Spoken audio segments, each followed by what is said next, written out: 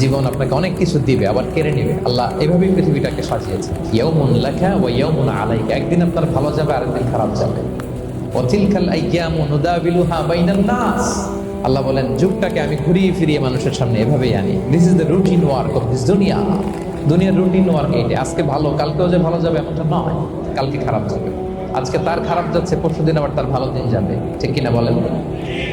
অন্য এক সূরায় আল্লাহ তাআলা বলেছেন ফাইন্না মাআল উসরি ইউসরা, নিশ্চয়ই কষ্টের সাথে আছে স্বস্তি। আজীবন মানুষ কষ্টে থাকে না, দুঃখের পরে থাকে সুখ, দুঃখের পরে কি থাকে? সুখ থাকে। এজন্য উদ্বিগ্ন হওয়া যাবে না। বিষ্ণু ইসলামের জীবনী থেকে আমরা এটাই শিখি, উদ্বিগ্ন হওয়া যাবে না।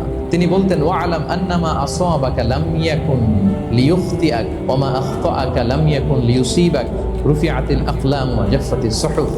ওনার কাজিন আব্দুল্লাহকে ডেকে বললেন, আব্দুল্লাহ, যেটা তুমি পাওয়ার সেটা তুমিই পাবা, কোনোদিন মিস হবে না এটা।